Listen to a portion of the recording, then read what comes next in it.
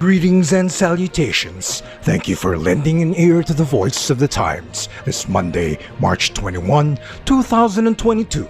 For today's editorial, better agriculture platforms needed. Major problems plague Philippine agriculture, which needs more attention from those hoping to be in the next government. This campaign season, we hope to hear better platforms for the sector. So far, the candidates have offered mostly general statements, such as pledges to help farmers. Others, meanwhile, propose protectionist policies that will harm the country, and as usual, few mention details. One problem is low productivity. About half of the population lives in rural areas, and yet, agriculture contributes only 9.4% to the total economy or gross domestic product. With this, perhaps more public spending is needed on infrastructure like irrigation systems, farm-to-market roads, and post-harvest facilities. The government should also allocate more funds for research and development or R&D projects of colleges and universities with agriculture programs. Additionally, the next government should strengthen farming cooperatives. Land reform has fragmented the sector, and that well-meaning policy to help farmers own their own property has compromised their competitiveness. With small lots, farmers cannot achieve economies of scale. Working together in groups may be a remedy for that, but in order for their cooperatives to be successful, farmers need management training and other professional skills to handle finance, marketing, and even R&D. Meanwhile, the next government should resist protectionist policies. Restricting or limiting imports will be harmful in the long run because farmers are not compelled to innovate or become more efficient. Also, consumers will end up paying more for commodities that are not necessarily superior in quality. Of course, we should all help farmers because of their vital role in society, but doing so requires being selective in the agricultural activities to pursue or support. The government should back only those endeavors that give Filipino farmers a comparative advantage. Meanwhile, safety nets should be targeted to help those in inefficient parts of the sector transition into something else more lucrative. Lastly, the next government should spend more on agriculture. At a recent virtual forum organized by Colegio de San Juan de Letran, Federico Pascual, president of the Management Association of the Philippines, said the country's allocation for agriculture is only 1.7% of the national budget.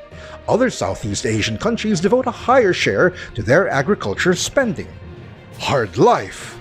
The next government should also resist populist measures such as dole-outs to farmers. The amounts to be given are likely to be insufficient and unsustainable over time. Surely there are better ways to help farmers. Life for them is so hard that many discourage their children from also going into agriculture. This is supported by the declining enrollment in agriculture and related programs offered by state colleges and universities across the country. There are more lucrative and less physically demanding career opportunities now available for the next generation. Many of them also choose to take on labor-intensive job opportunities abroad because of the higher pay. The bad side of having those employment options is that the pool of Filipino farmers is being depleted. In other words, our farmers are aging.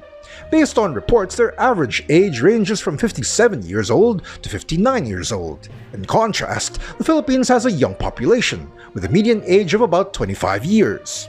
Related to that, Secretary William Dar of the Department of Agriculture warned last year that the Philippines may face a critical shortage of farmers in about 12 years. That may be alarming, but it does not seem to capture public attention.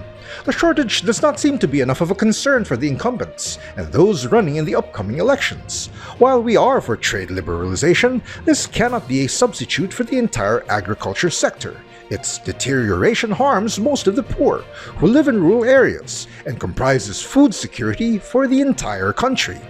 Even some crops that lack comparative advantage, particularly rice, may merit some degree of policy protection because of their strategic value, but generally, economic policy should consider comparative advantage and national interests. As such, agriculture deserves to be talked about meaningfully this campaign season, and for impact, the candidates should spare us from platitudes. And that's the editorial for Monday, March 21, 2022. For more news and information, get a copy of the Manila Times on print, subscribe to our digital edition, or log on to www.manilatimes.net. Follow us on Twitter, Facebook, and Instagram, and listen to The Voice of the Times.